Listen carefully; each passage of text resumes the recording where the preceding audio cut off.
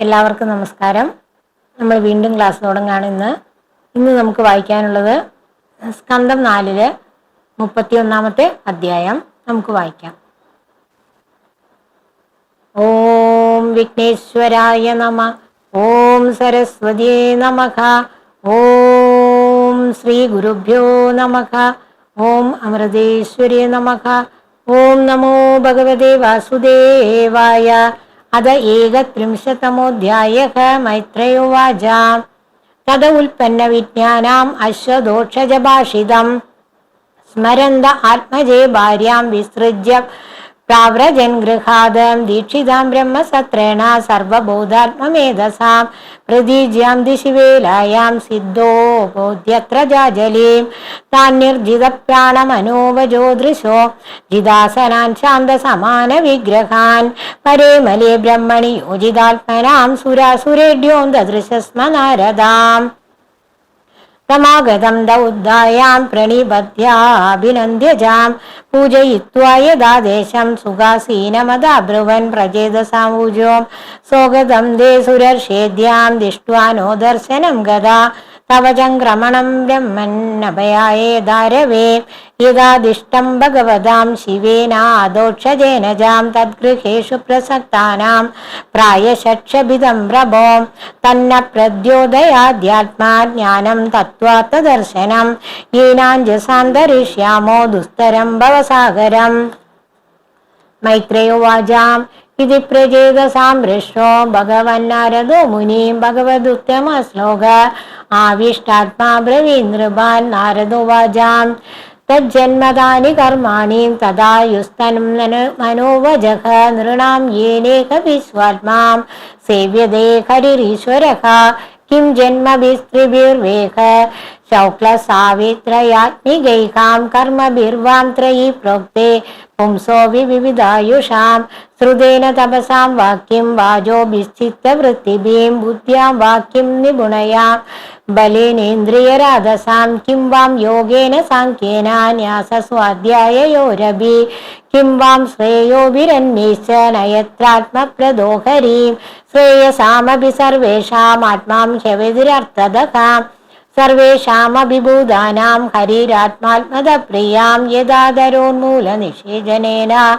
തൃപ്യന്തി തസ്കന്ധഭുജോപശാഖഃ പ്രണോപഹാരചൈതേന്ദ്രിയാണാം തദൈവ സർവാർഹണമച്യുതേജ്യാം യദൈവ സൂര്യാത് പ്രഭവന്തി വാര പുനശ്ച തസ്മിൻ പ്രവിശന്തി കാലേ ഭൂതാനി ഭൂമോ സ്ഥിരജംഗമാനി തദാഹരാവേവ ഗുണപ്രവാഹഃ ഏതത് പദം ജഗദാത്മനഃ പരം സുഹൃദി പാദം സുഹൃദ്യുര്യതാ പ്രഭാഹ യഥാ സവോ ജാഗ്രതി സുപ്തശക്തയോ ദ്രവ്യക്രിയാജ്ഞാനവിദാ ഭ്രമാത്യയഃ യഥാ നഭസ്യ ദ്രതമപ്രകാശാം ഭവന്തി ഭുവാന ഭവന്ത്യനുക്രമാത് ഏവം പരേ ബ്രഹ്മണി ശക്തയസ്തുമോ രജസ്തമത്തത്വമിതി പ്രവാഹകാം തേനൈകമാത്മാനമശേഷദേഹിനാം കാലം പ്രധാനം പുരുഷം പരേശം സ്വജേജസാം ദുഷ്ടഗുണപ്രവാഹാം ആത്മൈകഭാവേന ഭജദ്വമദ്ധാം ത്യയേയാം സർവഭൂതേഷു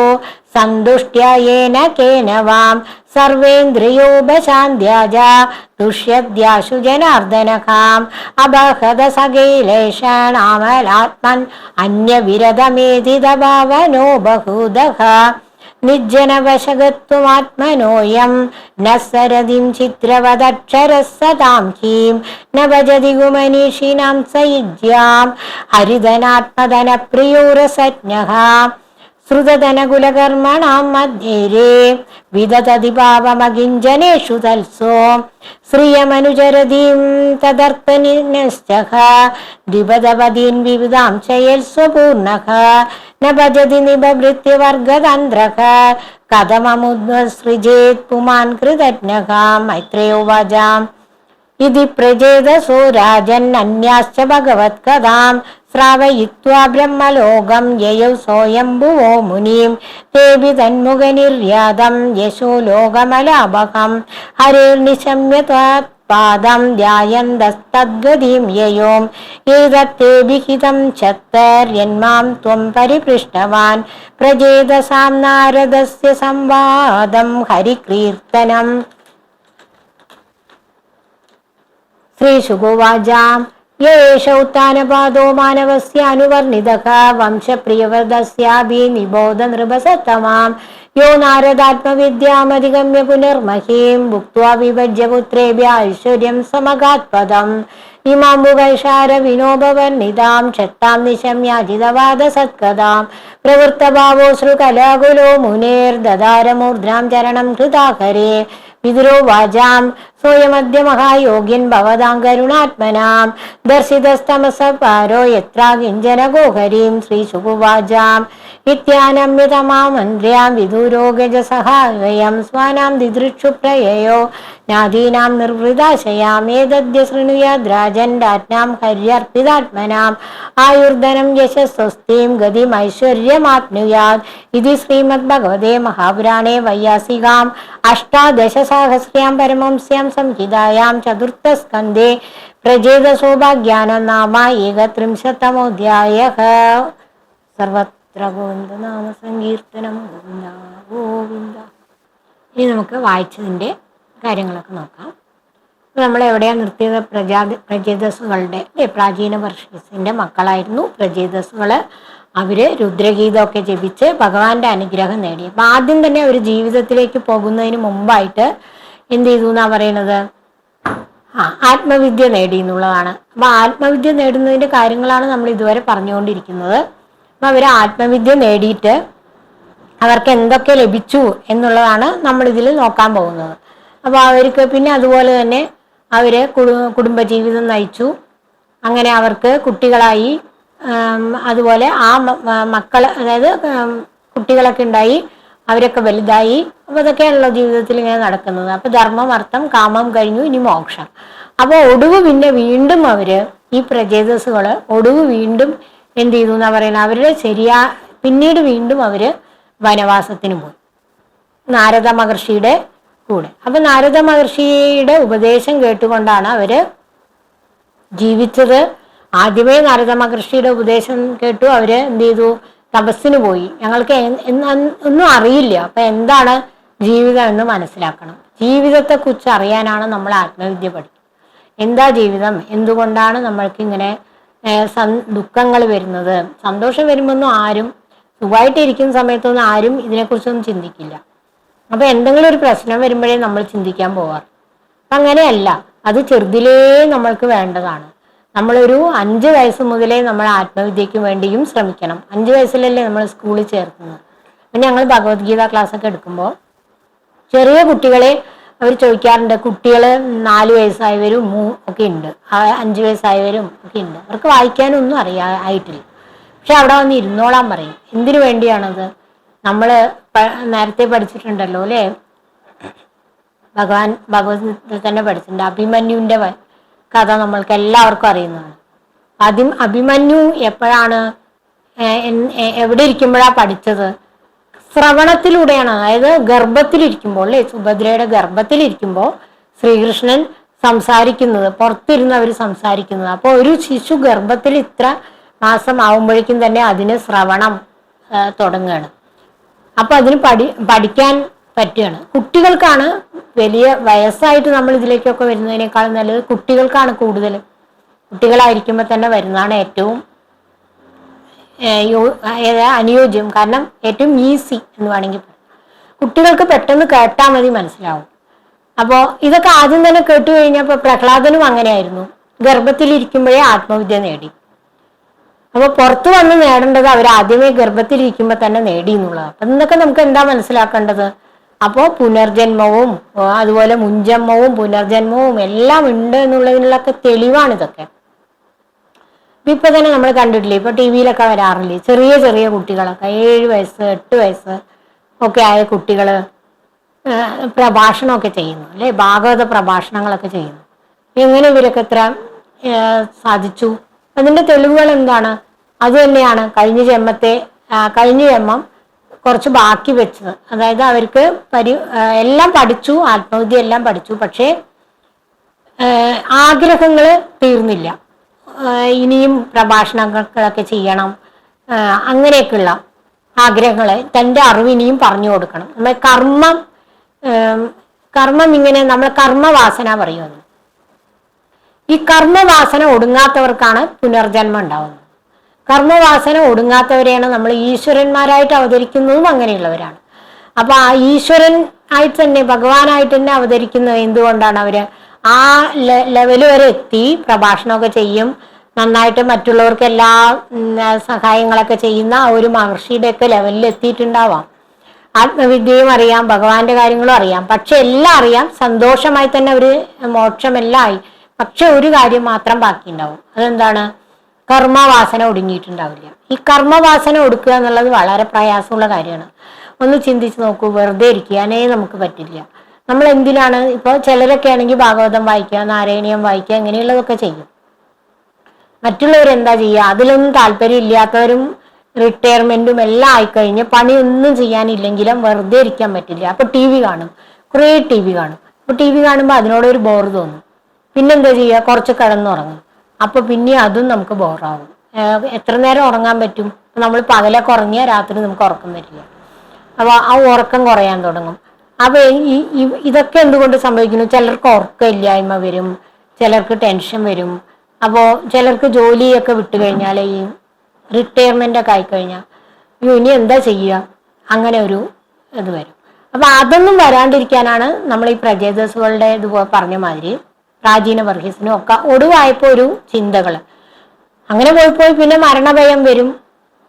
അപ്പൊ അതൊക്കെ വരാതിരിക്കാൻ കൂടിയാണ് നമ്മൾ ഈ ആത്മവിദ്യയിലെ ഏറ്റവും കർമ്മ അവസാനം ഉണ്ടാക്കണം എന്ന് പറയുന്നത്. അതായത് കർമ്മത്തിലെ ആഗ്രഹം ഇല്ലാണ്ടാക്കണം എന്ന് പറയും.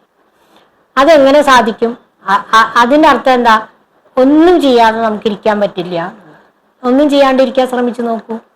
അപ്പോൾ അങ്ങനെ ശ്രമിച്ചാല് ചുമ്മാതെ ഇങ്ങനെ ഇരിക്കുക എന്ന്. അപ്പോൾ ഒരു മഹർഷിയുടെ അടുത്ത് ഒരാൾ പോയി ഇത്രേ, എന്നിട്ട് പറയാൻ ഇത്ര, എന്താ ചെയ്യുക സ്വാമി, എനിക്ക് ജോലിയൊന്നുമില്ല, ജോലിയൊക്കെ റിട്ടയർമെന്റ് ആയി, പിന്നെ പണിയൊന്നുമില്ല ചെയ്യാൻ, പിന്നെന്താ ചെയ്യുക? ഒന്നും ചെയ്യാൻ. അപ്പൊ താൻ മിണ്ടാതിരിക്കടോ, താൻ ചുമ്മാതെ അവിടെ ഒരു ഭാഗത്തിരിക്കടോ എന്ന്. ഒരു ഭാഗത്ത് ഇരിക്കാം നമുക്ക്, പക്ഷെ എന്താണ്, നമ്മുടെ മനസ്സ് ഇങ്ങനെ പ്രവർത്തിച്ചുകൊണ്ടേയിരിക്കും. മനസ്സിന് ശാന്തി വന്നിട്ടുണ്ടാകും. അപ്പൊ നമ്മൾ യോഗയൊക്കെ ചെയ്യുമ്പോൾ നമ്മൾ ഓംകാരം ചെയ്യില്ലേ? ഓം കുറേ പ്രാവശ്യം നമ്മൾ ഇതിലൊക്കെ പറഞ്ഞിട്ടുള്ളതാണ്. മെഡിറ്റേഷൻ, ഓം ഒക്കെ ചെയ്യില്ലേ? അങ്ങനെ ചെയ്യുമ്പോൾ നമ്മൾ പൂരകം, രേചകം, കുംഭകം എന്ന് പറഞ്ഞ് 3 അവസ്ഥയുണ്ടെന്നൊക്കെ നമ്മൾ പഠിച്ചതാണ്. 2-3 പ്രാവശ്യം പഠിച്ചത്. അതിന്റെ വീഡിയോ തന്നതാണ്, നമ്മൾ ഇട്ടതാണ്. ഇനിയും കാണണമെങ്കിൽ അതെടുത്ത് നോക്കിയാൽ മതി. യോഗ എന്നാൽ എന്ത്, യോഗയുടെ കാര്യം എന്താന്ന് പറഞ്ഞ് കുറേ വീഡിയോ ചെയ്തിട്ടുണ്ട്. അപ്പൊ ഇതൊക്കെ ചെയ്യുമ്പോൾ ഈ പൂരകം, രേചകം, കുംഭകം ചെയ്യുന്ന സമയത്ത് അതുകൊണ്ട് കിട്ടുന്ന ഗുണം എന്താ വെച്ചാൽ സമാധിയിലേക്ക് നമുക്ക് വരാം. ഇപ്പോ വിവേകാനന്ദ സ്വാമികള് അദ്ദേഹം ഒരിക്കൽ സമാധിയിലിരിക്കുമ്പോൾ ഈ ധ്യാനം ചെയ്ത് സമാധിയിലെത്തണം. അപ്പോഴേ നമ്മുടെ കർമ്മവാസന ഒടുങ്ങുള്ളൂ. കർമ്മവാസനകൾ ഒടുങ്ങണമെങ്കിൽ അതാണ് ഏറ്റവും പ്രധാനമായിട്ട് നമ്മൾ ചെയ്യേണ്ടത്. അതെങ്ങനെ ചെയ്യണം എന്ന് പറഞ്ഞാൽ, ഈ ധ്യാനം ചെയ്യുമ്പോൾ നമ്മൾ ശ്വാസം മുകളിലേക്ക് വലിച്ചിട്ട് ശ്വാസം മുട്ടുന്ന സമയത്ത് കുറച്ച് നിർത്തും അല്ലെ? നട്ടെല്ല് ശരിക്കും നിവർന്നിരുന്ന് വേണം ചെയ്യാൻ. ഓം എടുക്കുമ്പോൾ നല്ലപോലെ അടിയിൽ നിന്ന് ഓം എടുക്കണം. നല്ലപോലെ നമ്മുടെ അടിവയറിന്റെ അവിടെ നിന്ന് ഇങ്ങനെ ഓംന്ന് വലിക്കെ എടുക്കണം. എന്നിട്ട് നമ്മൾ മൂർധാവിൽ കൊണ്ടുപോയി അതിനെ എത്തിക്കുകയാണ്. എന്നിട്ട് അവിടെ നിശ്ചലാക്കണ സമയത്ത് എന്നിട്ട് മെല്ലെ നമ്മൾ ആ വായു പുറത്തു വിടുകയാണ്. യോഗ ചെയ്യുന്ന എല്ലാ തരത്തിലുള്ള യോഗ ക്ലാസ്സുകളൊക്കെ ഇല്ലേ, അത് ഭഗവാനുമായി ബന്ധപ്പെട്ടുകൊണ്ടല്ല, ശരീരത്തിന് വേണ്ടി ചെയ്യുന്ന യോഗകൾ ഉണ്ട്, മനസ്സിന് വേണ്ടി ചെയ്യുന്നതുണ്ട്. ശരീരത്തിന്റെ ആരോഗ്യത്തിന് വേണ്ടിയും ഈ മനസ്സിന്റെ യോഗ ചെയ്താൽ തന്നെ പകുതി ശരീരത്തിന്റെ ആരോഗ്യം കിട്ടും. പിന്നെ അപ്പൊ നമുക്ക് ഈ പാസ്വേഡ് പോലെയാണ് നമ്മൾ പറയണത്. അത് ചെയ്തു കഴിഞ്ഞാൽ നമുക്ക് തോന്നും എന്താണ് ചെയ്യേണ്ടത്. നമ്മുടെ മനസ്സിന്റെ യോഗ ചെയ്താൽ മതി, ഇപ്പൊ ശരീരത്തിന്റെ യോഗയും അതോടൊപ്പം കിട്ടും നമുക്ക്. കാരണം ശരീരത്തിന്റെ യോഗ ചെയ്താൽ മനസ്സിന്റെ യോഗ കിട്ടില്ല. പക്ഷെ മനസ്സിന്റെ യോഗ ചെയ്താൽ ശരീരത്തിന്റെ ആരോഗ്യത്തിന് വേണ്ടതെല്ലാം അപ്പപ്പോ തോന്നും. അത് ക്ലിക്കാവും. അതൊരു എന്താ പറയുക, ഒരു കർട്ടൻ മാറ്റിയാൽ എങ്ങനെയെന്നുള്ള മാതിരി നമുക്ക് തെളിഞ്ഞു വരും. അത് നമ്മുടെ മനസ്സിൽ അടിഞ്ഞുകൂടിയിരിക്കുന്ന അഴുക്കുകളെല്ലാം മാറുമ്പോൾ അവിടെ തെളിഞ്ഞു കിട്ടുന്നുള്ളതാണ്. അങ്ങനെ തെളിഞ്ഞു വരും. അപ്പൊ എന്താ ചെയ്യേണ്ടതെന്ന് നമുക്ക് മനസ്സിലാവും. അപ്പൊ അങ്ങനെ പ്രജേതസുകള് അവര് അതുപോലെ തന്നെ ആദ്യം കുടുംബജീവിതമൊക്കെ നയിച്ചു കഴിഞ്ഞ് ഒടുവായപ്പോ അവരും എന്താ ചെയ്തത്? അവരെല്ലാം ആത്മവിദ്യയൊക്കെ മനസ്സിലാക്കിയവരാണ് അവര്. പക്ഷെ കർമ്മവാസന ഒടുങ്ങിയിട്ടില്ല. ഇപ്പൊ വീണ്ടും എവിടേക്ക് വന്നു? നാരദ മഹർഷിയുടെ അടുത്തേക്ക്. അപ്പൊ എല്ലാം നന്നായി തന്നെ അവർ രാജ്യം ഭരിച്ചു. അവർക്ക് അതിനുള്ള എല്ലാ അറിവുകളും ഉണ്ടായിരുന്നു. അങ്ങനെ രാജ്യമൊക്കെ ഭരിച്ചു. മക്കളെയൊക്കെ നല്ല ഓരോ മക്കളെയൊക്കെ രാജാവായി വാഴിച്ചു. അത് കഴിഞ്ഞപ്പോ പിന്നെ നമ്മൾ പറയാറില്ലേ, ഇതൊക്കെ കഴിയുമ്പോഴാണ് മക്കളെയൊക്കെ കല്യാണം കഴിഞ്ഞു, അവരൊക്കെ ജോലിയായി പോയി, അവരൊക്കെ അവരുടെ പാഠം നോക്കി കഴിഞ്ഞു. അപ്പോഴാണ് നമുക്ക് എന്താ വരിക, ബോറ് വരുന്നത്. മനസ്സിലാണ്, ബോറടിക്കുക ജീവിതം. അങ്ങനെ പലരും പറയുന്നത് കേട്ടിട്ടുണ്ട്. ജോലി റിട്ടയർമെന്റ് ആയി, കുട്ടികളെ നോക്കാനുള്ള ഒന്നുമില്ല, ഒരു പണിയില്ല, അപ്പൊ എന്താ ചെയ്യുക എന്നുള്ളത്. എത്ര നേരം നമ്മൾ ടി വി കണ്ടുകൊണ്ടിരിക്കും. അപ്പൊ അതുപോലെ ഒരു വിനോദങ്ങളും നമ്മളെ കുറെ കഴിയുമ്പോൾ മടുപ്പിക്കും. പക്ഷെ ഈ കാര്യം മാത്രം നമ്മളെ മടുപ്പിക്കില്ല. അപ്പൊ വീണ്ടും പ്രത്യേകതകൾ എവിടെ വന്നു? നാരദ മഹർഷിയുടെ അടുത്ത് വന്നു. എന്നിട്ട് നാരദ മഹർഷിയോട് ചോദിക്കുകയാണ്, അപ്പൊ ഇനി ഞങ്ങൾ എന്താ ചെയ്യേണ്ടതെന്ന്. ഇനി മക്കൾക്ക് രാജ്യഭാരമൊക്കെ കൊടുത്തു കഴിഞ്ഞു, ഇപ്പൊ വെറുതെ ഇരിക്കാൻ വയ്യാന്ന്. അപ്പൊ എന്താ ചെയ്യേണ്ട? അപ്പൊ ഇതുവരെയും ജോലികൾ എങ്ങനെ ചെയ്യണം എന്നുള്ള വിചാരം ഉണ്ടായിരുന്നു. അപ്പൊ അതൊക്കെ ഭംഗിയായി നിർവഹിച്ചു കഴിഞ്ഞു. ഇനി എന്താ ചെയ്യുക? അപ്പൊ ഇനി മിണ്ടാതിരിക്കാനോ പറ്റണില്ല. ആ അവസ്ഥയാണ് എല്ലാവർക്കും. അങ്ങനെ ഒരു അവസാനം. പിന്നെ വല്ല അസുഖങ്ങളും ഒക്കെ ഉണ്ടെങ്കിൽ പിന്നെ പറയുക വേണം. അപ്പൊ അതും ഒരു നിരാശയ്ക്ക് കാരണമാവും. അങ്ങനെ വാർദ്ധക്യത്തിൽ എത്തിക്കഴിയുമ്പോൾ ആകെ ഒരു അസുഖങ്ങളും മാനസികമായ ആരോഗ്യമില്ലായ്മയും ജോലിയൊന്നും ഇല്ലായിരിക്കുക, അങ്ങനെ വെറുതെ ഇരിക്കാനുള്ള എന്താ ചെയ്യേണ്ടതെന്ന് അറിയില്ല. അപ്പൊ അങ്ങനെയൊക്കെ ആവുമ്പോൾ, പണ്ടൊന്നും അങ്ങനെ ആയിരുന്നില്ലല്ലോ, മക്കളും കൊച്ചുമക്കളും എല്ലാവരും കൂടി ഒരുമിച്ചായിരുന്നല്ലോ ഒരു വീട്ടില്. അപ്പൊ അവർക്ക് അങ്ങനെ ഒരു ബോറൊന്നും തോന്നില്ല. ഇന്നൊക്കെ എല്ലാവരും അച്ഛനമ്മമാരും ഒറ്റയ്ക്ക്, ഒന്നുമില്ല വീട്ടിൽ ഒറ്റയ്ക്ക്, അല്ലെങ്കിൽ വല്ല വൃദ്ധസദനത്തില്, അങ്ങനെയൊക്കെയല്ലേ കാണപ്പെടുന്നത്. അപ്പൊ അങ്ങനെ ആവുമ്പോൾ അവസാനം നമ്മൾ ആർക്കും ശല്യമായി തീരാത്ത വിധം നമ്മൾ ഈ ആത്മവിദ്യ അറിയും. അതിനാണ് വീണ്ടും പ്രത്യേകതകളുടെ അടുത്ത് പോയി.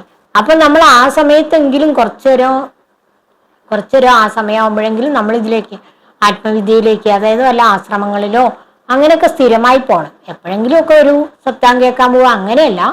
സ്ഥിരമായിട്ട് ഏതെങ്കിലും അടുത്ത ആശ്രമം ഉണ്ടെങ്കിൽ പോവുക, പ്രഭാഷണങ്ങൾക്ക് പോവുക. ഇന്നിപ്പോ അങ്ങനെ പോകേണ്ട കാര്യവുമില്ല. ഇന്നിപ്പോ നമുക്ക് യൂട്യൂബിലും ടിവിയിലും തന്നെ കിട്ടും. അങ്ങനെ കണ്ടാലും മതി. എന്നിട്ട് അതൊക്കെ ചെയ്യുക. അത് മാത്രം നമുക്ക് മടുക്കില്ല എന്ന് പറയും. അതിലേക്കൊരു രസം കിട്ടണം. അങ്ങനെ കിട്ടിക്കഴിഞ്ഞാൽ പിന്നെ മടുക്കില്ല. അപ്പൊ വിവേകാനന്ദ സ്വാമികള് ഒടുവ് ഈ അദ്ദേഹം ഇങ്ങനെ ധ്യാനത്തിലിരിക്കുമ്പോൾ, ആദ്യം തന്നെ അദ്ദേഹത്തിന് ധ്യാനത്തിലിരിക്കുമ്പോഴാണ് സന്തോഷം കിട്ടുന്നത്. അദ്ദേഹം ധ്യാനം ചെയ്യുമായിരുന്നു, എപ്പോഴും ധ്യാനം ചെയ്ത്. അങ്ങനെ ധ്യാനം ചെയ്ത് സമാധിയിലായപ്പോ കൊതുകൊക്കെ വന്നിരുന്ന് ഇങ്ങനെ കടിക്കുകയാണ് അത്രയും. പക്ഷെ ശിഷ്യന്മാർ വന്ന് നോക്കിയപ്പോ എന്താണ്, ഇദ്ദേഹം ധ്യാനം ചെയ്യുന്നുണ്ട്, കൊതുക് കടിക്കണ പോലും അദ്ദേഹം അറിയുന്നില്ല. അപ്പൊ അത്രയ്ക്കും ബാഹ്യലോകത്തിൽ നിന്ന് നമ്മുടെ മനസ്സ് വിട്ടു. ഇങ്ങനെയൊക്കെ നമുക്ക് ആവാൻ പറ്റുമോ എന്ന് നമ്മൾ ചോദിച്ചേക്കാം. പക്ഷെ പറ്റും, നമ്മൾക്കും അതുപോലെ ആവാൻ പറ്റും. എങ്ങനെ? ശ്രമിക്കണം. നമ്മളെപ്പോഴും ആ ഒരു ഇപ്പൊ ഇതിലൊക്കെ പറയുന്നത് എന്താണ്, രാജാക്കന്മാരെ അവര് മക്കളെ രാജാവാക്കിയ ശേഷം അവർ അവിടെ തന്നെ ഇരിക്കുന്നില്ല, അവര് വനത്തിൽ പോയി തപസ് ചെയ്തു. ഇപ്പൊ പ്രജേതസ്സുകളും അതിനുവേണ്ടി ശ്രമിക്കുകയാണ്. നാരദ മഹർഷി അടുത്താണ് ഇനി എന്താ ചെയ്യേണ്ടത്. അപ്പൊ ഇനി എന്താ ചെയ്യേണ്ടത് എന്ന് ചോദിച്ചപ്പോ പറഞ്ഞു കൊടുക്കുകയാണ്. ഇനി എന്താ ചെയ്യേണ്ടത്? നമ്മള് ഭഗവാനെ ധ്യാനിച്ച് ധ്യാനം ചെയ്ത് നമ്മൾക്ക് ആ കർമ്മവാസന ഒടുങ്ങണം. ഇനി ഒന്നും കർമ്മങ്ങളില്ല, ഇനി എനിക്ക് ഒരു കർമ്മവും ചെയ്യേണ്ടതായിട്ടില്ല, ഭഗവാന്റെ വിചാരം മാത്രം അങ്ങനെ മനസ്സിലേക്ക് കൊണ്ടുവരാൻ പറ്റുക. സദാ മനസ്സിൽ ഭഗവാന്റെ ചിന്ത. അങ്ങനെ ചിന്തിച്ച് കണ്ണടച്ച് ധ്യാനം ചെയ്ത് സമാധിയാകുമ്പോൾ അപ്പൊ നമ്മുടെ മരണം പോലും നമുക്ക് സന്തോഷകരമായിട്ട്, നമ്മൾ മരണം അറിയ പോലും ഇല്ല. ഇപ്പൊ പരീക്ഷത്തിന് എങ്ങനെയായിരുന്നു മരണം? എന്താ സംഭവിച്ചത്? തക്ഷകനൊക്കെ കടിച്ചു, അദ്ദേഹത്തിന്റെ ശരീരം മരണത്തിലേക്കൊക്കെ പോയി. പക്ഷെ അദ്ദേഹം അത് അറിഞ്ഞില്ല. ഇപ്പൊ നടന്ന സംഭവമല്ലേ വിവേകാനന്ദ സ്വാമികളുടെ കാര്യം. അങ്ങനെ എത്രയോ പേരുണ്ട്. ഹിമാലയത്തിലൊക്കെ അങ്ങനെ തപസ് ചെയ്യുന്നുണ്ട്. ഒരു സന്യാസി വായു ഭക്ഷണമായിട്ടാണ്, ഭക്ഷണം പോലും ഇല്ല, ഇങ്ങനെ തപസ്സാണ്. അപ്പൊ അതൊക്കെ എങ്ങനെ പറ്റണു? അപ്പൊ അങ്ങനെ അദ്ദേഹത്തെ എന്നിട്ട് ഡോക്ടർമാരൊക്കെ വിദേശത്തും ഒക്കെ കൊണ്ടുപോയിട്ട് അദ്ദേഹത്തെ പരിശോധിച്ചു അത്ര. എന്താ കുറെ പരീക്ഷണങ്ങളൊക്കെ ചെയ്തു നോക്കി, ഇയാൾ എങ്ങനെ ജീവിക്കുന്നു. ആഹാരം ഇല്ല, വായു മാത്രം ഭക്ഷണം. പേപ്പറിലൊക്കെ വന്നിട്ടുള്ളതല്ലേ, എല്ലാവരും കണ്ടിട്ടുണ്ടാവും. സ്വാമിയുടെ പേരെന്താ എനിക്ക് അത്ര മറക്കുന്നു. അത്ര അങ്ങനെ നോക്കിയപ്പോ അദ്ദേഹത്തിന് എല്ലാം ഓർമ്മയുണ്ട്, എല്ലാ കാര്യങ്ങളുണ്ട്, എല്ലാം ഉണ്ട്. അദ്ദേഹം സമാധിയിൽ ഇങ്ങനെ നമ്മളെ പോലെ തന്നെ. അപ്പൊ അദ്ദേഹം അവിടെ ഇരിക്കുന്നു, പക്ഷെ അദ്ദേഹത്തിന് ആഹാരം പോലും വേണ്ട. എന്നിട്ട് ഒടുവ് എന്താവും? സമാധിയിലായിട്ട് പ്രാണൻ ഭഗവാനിലേക്കും ശരീരം അവിടെ ശേഷി, മരണമാണ് അവരുടെ. അത്തരത്തിലുള്ള മരണം എത്രയോ പേർക്ക് അങ്ങനെ സംഭവിച്ചതായിട്ട് നമ്മൾ വായിച്ചിട്ടും കണ്ടിട്ടും എല്ലാം ഉണ്ട്. സമാധിയിൽ അങ്ങനെ ദേഹത്യാഗം ചെയ്യുക. അപ്പൊ അത്രയ്ക്കൊന്നും എത്തിയില്ലെങ്കിലും കുറച്ചൊക്കെ ആ ലെവലിലേക്ക് എത്താൻ നമ്മൾക്കും പരിശ്രമിക്കാൻ പറ്റും. എങ്ങനെ പരിശ്രമിക്കാൻ പറ്റും? ദിവസവും രാവിലെയും വൈകുന്നേരം ഇത് പരീക്ഷിച്ച് നോക്കണം. അങ്ങനെ മെല്ലെ മെല്ലെ മെല്ലെ മെല്ലെ നമ്മൾക്കും അതിലേക്ക് തന്നെ നമുക്ക് ചിന്ത വരണം. അങ്ങനെ നമ്മൾക്ക് നമ്മുടെ മരണം നമുക്ക് മാറ്റിയെടുക്കാം. അപ്പൊ ഈ ഓംകാരമൊക്കെ ചെയ്താൽ തീർച്ചയായിട്ടും നമുക്ക് ICUലൊന്നും പോയി കിടന്ന് മരിക്കേണ്ടി വരില്ല. നമ്മുടെ വീട്ടിൽ തന്നെ നമുക്ക് സുഖപ്രദമായി തന്നെ സന്തോഷമായി തന്നെ നമുക്ക് മരണം സ്വീകരിക്കാൻ പറ്റും. മരണത്തെ നമുക്ക് സ്വീകരിക്കാൻ പറ്റും. അപ്പൊ അങ്ങനെ ഉള്ള ഒരു അവസ്ഥയിലേക്ക് പ്രചേതസ്സുകൾ പോകും. അപ്പൊ പ്രചേതസ്സുകളോട് നാരദ മഹർഷി പിന്നെ പറഞ്ഞു കൊടുക്കുകയാണ്. പിന്നെ അവര് വീണ്ടും അടുത്ത തപസ് എന്തിനായിരുന്നു? ഇതുപോലെ ഭഗവാനിലേക്കാൻ. അപ്പൊ അതങ്ങനെ ചെയ്ത് ആ പ്രചേതസ്സുകൾക്ക് മോക്ഷം ലഭിച്ചു. അവർ പുനർജന്മം ഇല്ലാതെ ഭഗവാനിൽ ലയിച്ചു. അപ്പോ ഈ ജന്മം സഫലമായി എന്ന് പറയാണ്. സന്തോഷത്തോടെ അവരുടെ ജന്മം സഫലമായി എന്ന് പറഞ്ഞിട്ട് പറയാണ്. ഇത് വായിക്കുന്നവർക്ക് എന്താ സംഭവിക്കുക എന്നാ പറയുന്നത്? ഏവദ്യ ശൃണുയാ രാജൻ രാജ്ഞാം ഹരി അർപ്പിതാത്മനാം ആയുർധനം യശസ്വസ്തിയും ഗതിയും ഐശ്വര്യം ആപ്നുയാത്. ഇപ്പൊ ഞാൻ പറയുന്നതല്ലല്ലോ, ഇതിൽ എഴുതി വെച്ചതാണ്. നോക്കുക, 4-ാമത്തെ സ്കന്ധത്തില് 31-ാമത്തെ അധ്യായം നിങ്ങൾ എടുക്കുക. ഭഗവാൻ എഴുതി വെച്ചതാണ്, നമ്മൾ പറയുന്നതല്ല. ഇത് അല്ലേ പുസ്തകത്തിലുള്ളതാണ്. എന്താ പറഞ്ഞിരിക്കുന്നത്? പ്രചേതസ്സുകളുടെ കഥ വായിക്കുകയും പഠിക്കുകയും ശൃണുയ, ആദ്യം തന്നെ ശ്രവണം. നമ്മൾ ഈ വീഡിയോ കേട്ടാൽ മതി. കേൾക്കുന്നവർക്കും കിട്ടും മോക്ഷം, പറയുന്നവർക്കും കിട്ടും മോക്ഷം. അപ്പൊ ശൃണുയാൻ ഹരി അർപ്പിത ആത്മനാം. എങ്ങനെ കേൾക്കണം? നമ്മൾ അതവിടെ ഓൺ ചെയ്ത് വെച്ച് കേട്ടിട്ട് എവിടെയെങ്കിലും ചിന്തിച്ചുകൊണ്ട് കേൾക്കാൻ പാടില്ല. ഹരി അർപ്പിത മനസ്സ്, ഭഗവാനിൽ അർപ്പിച്ച മനസ്സോടുകൂടി നമ്മളിത് വായിക്കാം. ഭാഗവതം വായിക്കുന്നവർക്കാണെങ്കിൽ ഇപ്പൊ നോക്കൂ, നല്ല വൈശാഖ മാസം വരാൻ പോവാണ് അല്ലേ? അപ്പൊ നിങ്ങൾ എല്ലാവരും ഒരു കാര്യം ആലോചിച്ചോളൂ. വൈശാഖ മാസത്തിലെ രുദ്രഗീതം വായിക്കുക വളരെയധികം ഗുണമുള്ളതാണ്. പിന്നെ അതുപോലെ ഈ പ്രാചീന ബർഹിസിന്റെ ആ പുരഞ്ജനോപാഖ്യാനം വായിക്കാം. പിന്നെന്താണ്, ഈ പ്രചേതസ്സുകളുടെ ഉപാഖ്യാനം വായിക്കാം. പ്രചേതസ്സുകളുടെ ഉപാഖ്യാനം വായിച്ചാൽ എന്ത് കിട്ടുന്നതാണ്? നാം പറയുന്നതല്ല, ബുക്കിൽ എഴുതി വെച്ചതാണ്. ആയുർധനം, ആയുസ് വർദ്ധിക്കുന്നു, ധനം ലഭിക്കുന്നു, യശസ്, യശസ് പറഞ്ഞ എന്താ? കീർത്തി. എല്ലാ തരത്തിലും നിങ്ങൾക്ക് കീർത്തി ലഭിക്കും, പ്രശസ്തി കിട്ടും എന്നർത്ഥം. സ്വസ്തി, സ്വസ്തി പറഞ്ഞ എന്താ? സമാധാനം, ശാന്തി കിട്ടും. പിന്നെന്താ കിട്ടും പറഞ്ഞിരിക്കുന്നത്? ഗതിയും ഐശ്വര്യമാപ്നുയാത്. ഗതി പറഞ്ഞ എന്താ? നല്ല ഗതി, സദ്ഗതി. നമ്മുടെ ജീവൻ അതായത് നല്ല രീതിയിൽ പോയിട്ട് പിന്നീട് പുനർജനിക്കാത്ത വിധം ഭഗവാനിലേക്കും ഗതി കിട്ടുക എന്ന് പറയില്ലേ, നമ്മുടെ ആത്മാവിന് ഗതി കിട്ടുക എന്നൊക്കെ പറയില്ലേ, ആ ഗതിയാണ് ഇവിടെ ഉദ്ദേശിച്ചിരിക്കുന്നത്. ഐശ്വര്യം, എല്ലാവിധ ഐശ്വര്യങ്ങളും. ഇതിൽ കൂടുതൽ ഇനി എന്താ വേണ്ടത്? ഇനി എന്തെങ്കിലും വേണോ നമുക്ക്? നമുക്ക് ഭഗവാൻ ഉറപ്പ് തരുന്നു. നോക്കൂ, അപ്പോൾ ഇതെല്ലാം ചെയ്തു കഴിഞ്ഞാൽ ഇങ്ങനെ നിനക്ക് പറ്റും എന്നുള്ളത് ഉറപ്പ് തരുന്നു. എന്നിട്ട് നമുക്ക് ചെയ്യാൻ വയ്യ. നമ്മൾ എന്തൊക്കെ പൈസ ചെലവാക്കണു, നമ്മുടെ മനസ്സമാധാനത്തിന് വേണ്ടി എത്ര ജ്യോത്സ്യരെ കാണാൻ പോണു, എവിടൊക്കെ പോണു, നമ്മൾ എന്തൊക്കെ ചെയ്യണു, അതൊന്നും വേണ്ട. ഇവിടെ ഭഗവാൻ നേരിട്ട് പറയാണ്, നിങ്ങൾക്ക് ഒരു പൈസയും ചെലവാക്കണ്ട. എന്ത് ചെയ്താൽ മതി? ഈ അക്ഷയ തൃതീയ തുടങ്ങിക്കോട്ടെ, അല്ലെങ്കിൽ വൈശാഖം 1-ാം തീയതി തുടങ്ങിക്കോളെ, ഇത് വായിക്കാൻ തുടങ്ങുക. അപ്പൊ ഇത് വായിച്ചാൽ ആയുർധനം യശസ്വസ്തിയും ഗതി ഐശ്വര്യം ആത്മീയാതി. ഇതിലധികം ഒന്നും വേണ്ടല്ലോ നമുക്ക്, അല്ലേ? അപ്പൊ ഇങ്ങനെയുള്ള എല്ലാവർക്കും ഇതൊക്കെ വായിക്കാൻ സാധിക്കട്ടെ എന്നും, ഇതൊക്കെ എല്ലാവർക്കും ആയുർധനം യശസ് സ്വസ്തി ഐശ്വര്യം ഗതി എല്ലാവർക്കും ലഭിക്കട്ടെ എന്ന് പ്രാർത്ഥിച്ചുകൊണ്ട് നിർത്തുന്നു. നമ്മുടെ ഈ സ്കന്ധം 4-ാമത്തെ സ്കന്ധം നമ്മൾ കഴിഞ്ഞു.